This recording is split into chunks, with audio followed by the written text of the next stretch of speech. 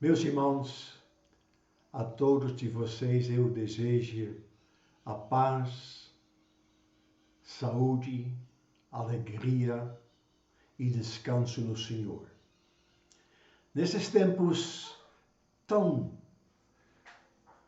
agitados,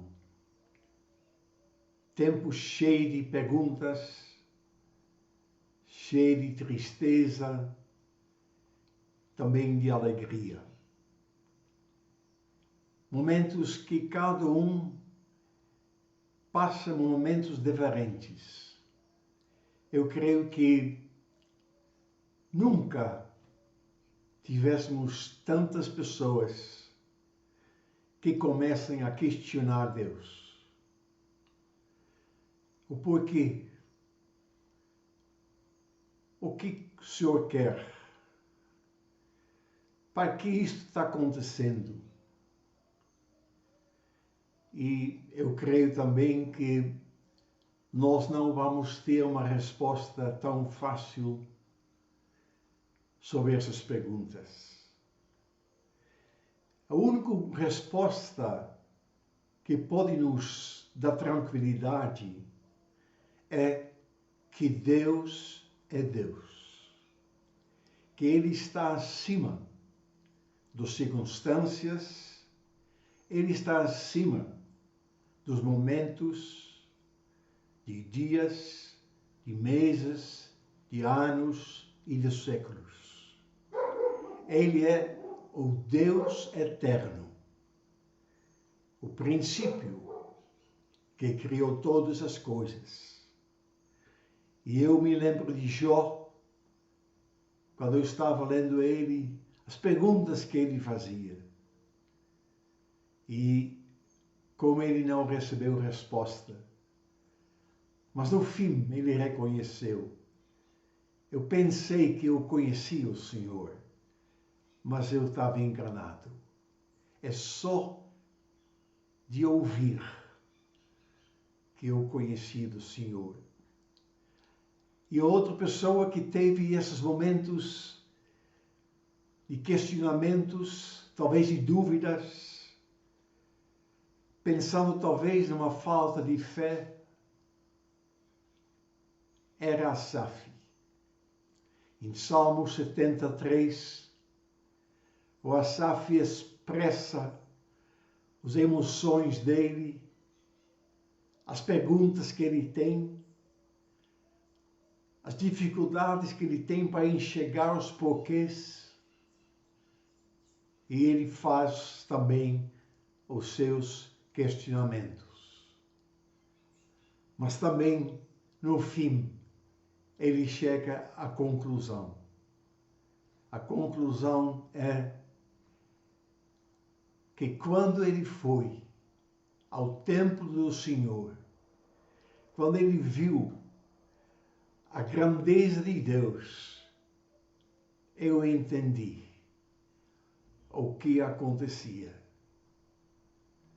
Eu gostaria de ler alguns versículos em Salmo 73. Versículo 11, 13, 14, 16 e 17. Mas faz favor, se você puder, ler esse salmo todo lá na sua casa. Versículo 11. Eles afirmam que o mundo, Deus não vai saber disto. O Altíssimo não descobrirá nada. Versículo 13. Parece que não adiantou nada eu me conservar puro e ter as mãos limpas de pecado. 14. Pois tu, ó Deus, me tens feito sofrer o dia inteiro e todas as manhãs me castigas. 16. Então eu me esforcei para entender essas coisas, mas isso era difícil demais para mim. 17. Porém, quando foi a templo, entendi o que acontecerá no fim com os maus. Aqui nós vemos as perguntas, os sofrimentos, as dúvidas de um homem de Deus.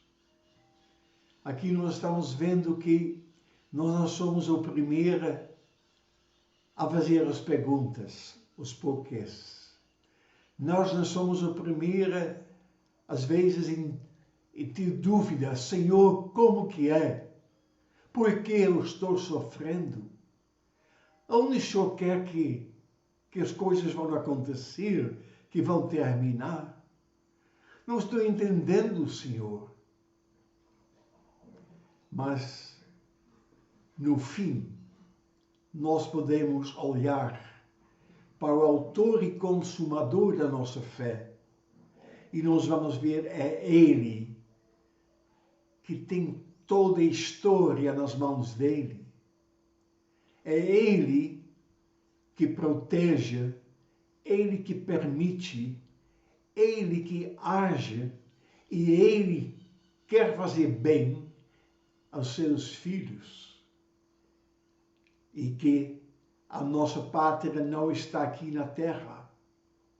A nossa vida eterna não está aqui na terra. Mas nós esperamos um novo terra, um novo céu. Nós esperamos a vida eterna na presença de nosso Deus. Como um corpo novo, glorificado, saudável, sem dor, sem morte, sem lágrimas. É isto que Deus planejou. É isto que vai acontecer.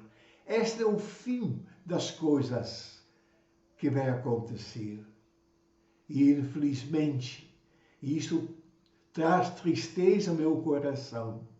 Aqueles que rejeitarem Jesus Cristo, aqueles que rejeitarem Ele como Senhor e Salvador, eles vão sofrer no fogo eterno. E o fogo eterno é ser afastado eternamente de Deus de amor. De Deus que quer ser nosso Pai. De Deus que nos chamou tantas vezes e nós não ouvimos. Mas às vezes nós falamos igual em versículo 11. Deus não vai saber disto. O Altíssimo não vai descobrir nada disto. Vamos continuar com nossa vida. Vamos continuar fazendo o que nós queremos. Meus irmãos, a pergunta que eu faço, neste momento que nós estamos aqui, neste momento que as coisas estão passando na nossa vida, ao nosso redor, eu quero perguntar aquilo que também o salmista perguntou: que mais eu tenho? Que mais tenho? No céu não há outro em quem eu compraze na terra. Então a pergunta que eu quero fazer é este: o que você está tendo neste momento da sua vida? As circunstâncias que você está vivendo, da angústia que está chegando nas casas das pessoas, na sua alma, no seu espírito, no seu coração, que está batendo talvez mais depressa, porque não está entendendo, não sabe, faz o que Asaf fez, faz o que Jó fez. Peço ao Senhor para dar uma olhada na eternidade. E você chega à conclusão que a única coisa que você precisa, que nós precisamos, é a presença de Deus. na nossa vida hoje aqui na terra. Outra tradução disse: no céu eu só tenho a ti, Senhor, não tenho outro.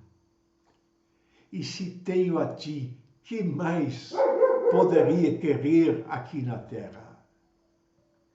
Irmãos, que mais eu vou querer aqui na terra? Todos nós que temos a presença de Deus na nossa vida, nós temos algo também que Deus nos dá. Nós não estamos aqui neste mundo jogados. Deus pede que nós tomamos posição. Ele disse para Josué: "Sé forte e corajoso, Josué." Ele disse para seus filhos: "Veste-se com toda a armadura." Irmãos, não se abaixe neste tempo. Não deixe-se angustiar neste momento. Deus deu algo também para você. Eu procurei algumas pessoas que passaram por dificuldades e descobriram algo que Deus deu. A primeira foi Elias e a viúva. O tempo de seco, não estava chovendo, não tinha mais comida. Elias era perseguido pela rei e pela rainha. Mas Deus, ele deu algo para Elias e para a viúva. Diz a 1 Reis 17:12, Elias disse: "Juro pelo seu Deus vivo, o Senhor," a viúva falando, "que não tem mais pão." Quando Elias pediu pão, ela disse: "Não tem mais. Só tenho uma punhada de farinha de trigo, numa tigela e um pouco de azeite num jarro. Estou aqui catando 2 pedaços de pau para cozinhar alguma coisa para mim e para meu filho. Vamos comer e depois morremos de fome." "Não se preocupe," disse Elias. "Vá preparar o seu comida, mas primeiro faça o pãozinho com a farinha que você tem e traga para mim. Depois prepare para o resto para você e para seu filho. Pois o Senhor, o Deus de Israel, diz isto: não acabará a farinha da tua tigela, nem faltará azeite no seu jarro, até o dia em que eu, o Senhor, fizer cair chuva." Então a viúva foi e fez como Elias tinha dito, e todos eles tiveram comida para muitos dias. Às vezes nós estamos num aperto, mas se nós temos o Deus que está no céu, que é o nosso Deus, nós temos o mesmo Deus também aqui na terra. E Ele quer cuidar de nós. Ele tem prazer em nos cuidar. E a viúva viu o milagre. Elias sobreviveu. A viúva sobreviveu. A filha sobreviveu. Porque Deus agiu. Irmãos, Deus quer agir também na nossa vida, nas circunstâncias mais difíceis que existem. Deus quer agir. Creio nisto. Creio que Deus age. A outra pessoa que eu gostaria pensar, lembrar, era Moisés. Quando Deus chamou Moisés, Deus perguntou: o que você tem na tua mão? O que você tem? Moisés disse um bastão. Meus irmãos, Deus pergunta, o que você tem? Deus quer usar nós e às vezes as coisas que nós temos, tão pequenininho que nós nem damos valor. Este bastão provavelmente era para tocar as ovelhas lá no deserto. Mas este bastão Deus transformou para que o faraó viu os milagres e os poderes de Deus. Não importa o que você tem, quanto que você tem, mas o importa é que você, aquilo que você tem, que você entrega isso para Deus. E Deus quer usar e manifestar-se através disto a glória dele. Deus quer agir através de você, através de mim. O Pedro disse, ouro e prata eu não tenho, mas o que eu tenho eu te dou em nome de Jesus. Eu penso também em Davi, em Golias. O gigante como homem baixo. O que Davi tinha? Irmãos, ele tinha uma funda, ele tinha uma pedra. Só. Não, não é só. Ele tinha o nome do Senhor Jesus. É igual Pedro. Pedro disse, eu não tenho espada, eu não tenho dinheiro, mas o que eu tenho, eu vou usar. E Davi disse, eu vou contra você. Não com espada, nem com lança, nem com dardo, mas com você em nome do Senhor. E ele matou este gigante, Golias. Meus irmãos, às vezes nós não entendemos, mas às vezes Deus quer te usar. Entrega o que você tem. Deus quer agir no meio das tempestades, no meio das dificuldades. Usa, entrega para Deus. Coisas talvez insignificantes. Você disse, mas eu não sei falar igual Moisés, eu não tenho nada. Não faz mal. Entrega esta pedra, entrega esta funda e a pedra realmente vai atingir o inimigo. Outros eram os discípulos.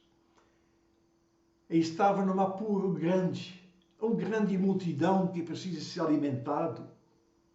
Nós estamos também num grande problema, muitas pessoas passando fome. Podemos fazer algo, meus irmãos. Podemos, sim. Você diz, mas eu não tenho nada.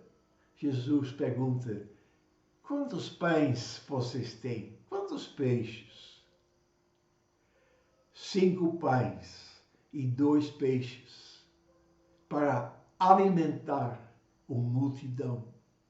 Irmãos, eu já vi na minha vida os recursos sendo multiplicados para alimentar crianças desnutridas. Eu já vi, irmãos, Deus agindo de uma maneira para que famílias poderiam comer e ser restaurados. E o nosso Deus é o mesmo Deus. A gente começou a entregar para Deus o pouco de leite que nós tínhamos para as crianças desnutridas. Oh, meus irmãos, está difícil, sim. Desesperado, não. Porque nós temos um Deus no céu e o mesmo Deus nós temos aqui na terra. É isto que o salmista chegou à conclusão. Quem mais eu tenho no céu?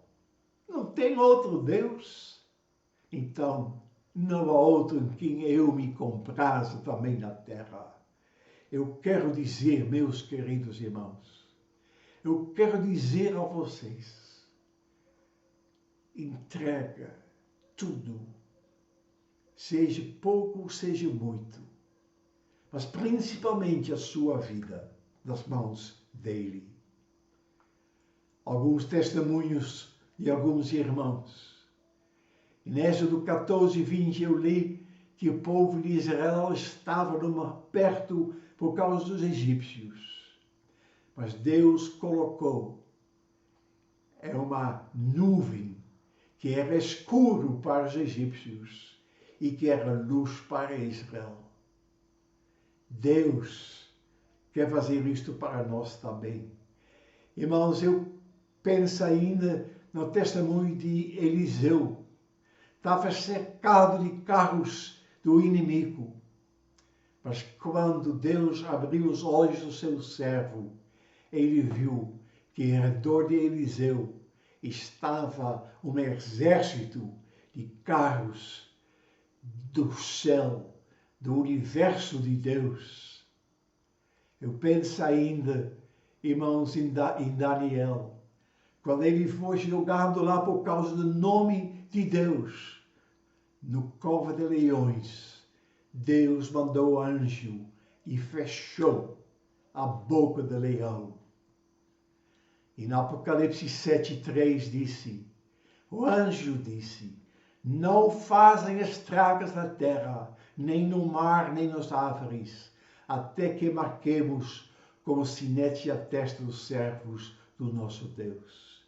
Irmãos, creio que Deus é poderoso para nos guardar, poderoso para nos levar aonde Ele quer, poderoso para guardar o tesouro que Ele nos deu e nos conduzir na presença dEle.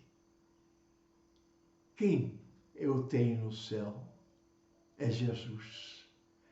Então, também não quero outro aqui na terra. Eu quero Jesus.